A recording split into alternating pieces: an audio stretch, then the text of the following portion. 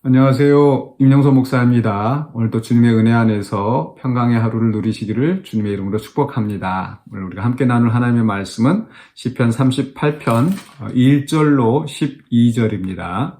시편 38편 1절로 12절 말씀 제가 봉독하겠습니다. 여호와여, 주의 노하심으로 나를 책망하지 마시고 주의 분노하심으로 나를 징계하지 마소서. 주의 화살이 나를 찌르고 주의 손이 나를 심히 누르시나이다. 주의 진노로 말미암아 내 살에 성한 곳이 없사오며 나의 죄로 말미암아 내 뼈에 평안함이 없나이다. 내 죄악이 내 머리에 넘쳐서 무거운 짐 같으니 내가 감당할 수 없나이다. 내 상처가 썩어 악취가 나오니 내가 우매한 까닭이로소이다. 내가 아프고 심히 구부러졌으며 종일토록 슬픔 중에 다니나이다. 내 허리에 열기가 가득하고 내 살에 성한 곳이 없나이다. 내가 피곤하고 심히 상하였음에 마음이 불안하여 신음하나이다. 주여, 나의 모든 소원이 주 앞에 있사오며 나의 탄식이 주 앞에 감추이지 아니하나이다. 내 심장이 뛰고 내 기력이 쇠하여 내 눈의 빛도 나를 떠났나이다.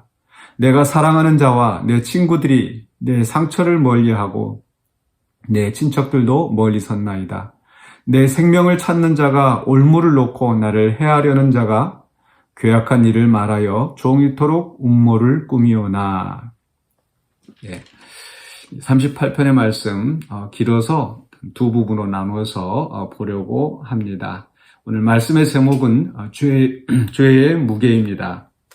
4절에 보시면 내 죄악이 내 머리에 넘쳐서 무거운 짐 같으니 내가 감당할 수 없나이다. 죄악이라는 무거운 짐을 머리에 지고 있는 이 시편 기자의 모습을 상상하게 합니다. 지금까지 보면은 앞에서 25편이나 32편 정도 거기에서 내 허물을, 내 죄악을 고백합니다라는 시편 기자의 짤막한 문구 외에 대부분의 시편들 속에서 이 다윗은, 또 이 시편 기자는 악인들이 무고히 이 시편 기자를 괴롭히는 그러한 내용이었습니다. 그래서 시편 기자는 나의 의를 따라 판단하시고 또 하나님의 공의로운 심판으로 악인들을 처벌하시고 나를 저 죄인들처럼 대하지 마시옵소서라고 하는 그런 내용이 주를 이루었습니다. 그러나 오늘 38편 속에서 이 다윗도, 시편 기자도 그 죄로부터 완전히 떠날 수 없다는 것을 우리에게 알려줍니다. 그리고 또 그 죄의 무게가 결코 가볍지 않다라는 것. 최근에 사람들에게 많이 회자되는 소식 뉴스들이 코로나 변이 바이러스 오미크론이죠. 이 오미크론 이 바이러스는 이 감염력이, 전파력이 굉장히 강하다고 합니다. 그래서 많은 사람들이 다시 공포에 떨게 되고 또 세계 또 경제가 휘청하게 되는 이런 상황이 되었는데, 그러나 또 일각에서는 뉴스가 나오기를 이 오미크론 이 증상이 그렇게 심하지 않다, 약한 감기 정도다, 이렇게 이야기를 합니다. 자세한 건 모르겠지만 사실 그렇게 되었으면 좋겠습니다. 바이러스 때문에 사람들이 많이 고생을 하고 있는데 그 증세가 심하지 않다면 그래도 조금은 안심할 수 있지 않을까 싶습니다. 이렇게 바이러스 때문에 우리가 굉장히 마음 쓰고 있지만 그 증세가 심하지 않다면, 그 결과가 그렇게 중하지 않다면 사람들은 덜 신경 쓸 겁니다. 그런데 우리의 죄는 결코 그 결과가 가볍지 않다라는 것을 우리는 기억해야 합니다.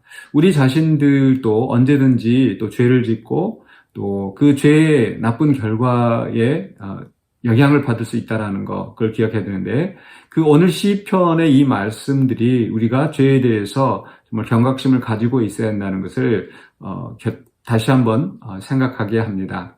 죄는 어떤 영향을 미칩니까? 첫 번째로는요, 하나님과 우리 사이에 원수되게 합니다. 그래서 하나님의 심판을 초래하게 하죠. 바로 1절과 2절에 있는 말씀입니다. 1절에서 여호와여, 주의 노하심으로 나를 책망하지 마시고 주의 분노하심으로 나를 징계하지 마소서. 앞에서 하나님께서 그 공의로운 심판으로 또 진노하시며 또 의인들을 공격하는, 또 의인들을 압제하는 그 악인들에 대해서 하나님이 진노하시고 심판하셨는데 내가 죄를 범하였을 때 그 하나님의 진노하심의 대상이 될 수 있다라는 것. 2절에서 주의 화살이 나를 찌르고 주의 손이 나를 심히 누르시나이다. 네, 바로 앞에 37편에서도 악인들이 의인들의 활을 겨누고 있는 모습을 이야기했었는데 이제 38편에 가서 우리가 범죄했을 때 하나님이 친히 활을 겨누고 또 칼을 들어서 우리를 치시려고 하신다라는 거죠.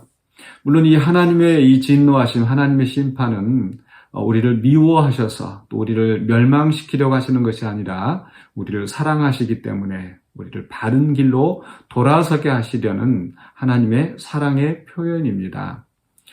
매를 때리지 않는 부모는 정말 자식이 잘못된 길로 가는데도 꾸짖지 않는 부모는 그 자식을 사랑하지 않는 것이라고 했습니다. 하나님께서 우리를 사랑하시기 때문에 우리가 죄악된 길로 가서 멸망의 길로 가는 것을 두고 보지 않으시고 방관하지 않으시고 우리에게 진노하셔서 우리를 꾸짖으시고 우리를 바른 길로 돌아오게 하시려는 겁니다. 바로 이런 하나님의 진노하심이 우리를 치셔서 어떤 결과가 나타나는가 3절부터 10절까지 해서 바로 우리 육신의 질병 또 마음의 고통을 가져오게 한다는 겁니다. 3절을 보시면 주의 진노로 말미암아 내 살에 성한 곳이 없사오며 나의 죄로 말미암아 내 뼈에 평안함이 없나이다.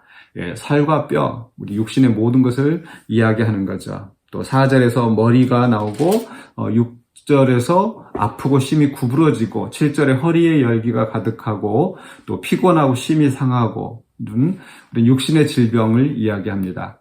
물론 모든 육신의 질병이 하나님의 심판으로 진노로 오는 것은 아닙니다. 또 건강하다고 해서 내가 죄가 없다고 할 수는 없겠죠. 악인들이 형통하고 잘 살고 그런 경우도 분명히 있거든요. 그러나 때때로 하나님께서 우리가 잘못된 길로 갈 때 그런 우리의 육신의 질병을 통해서 우리를 깨닫게 하시려고 치실 때가 있다라는 거죠. 또 육신의 질병뿐만 아니라 또 6절에 보시면 종일토록 슬픔 중에 다니나이다. 또 8절에서 마음이 불안하여 신음하나이다. 네, 육신만 고달픈 것이 아니라 우리의 심령도 고달프고 불안하고 슬프고 그렇게 고통을 받을 수밖에 없습니다. 바로 이것이 죄의 결과입니다. 이렇게 죄는 우리 자신들에게 또 영향을 미칠 뿐만 아니라 우리 인간관계에 있어서도 문제를 가져옵니다. 11절에 보시면 사랑하는 자와 내 친구들이 내 상처를 멀리하고 내 친척들도 멀리 섰나이다.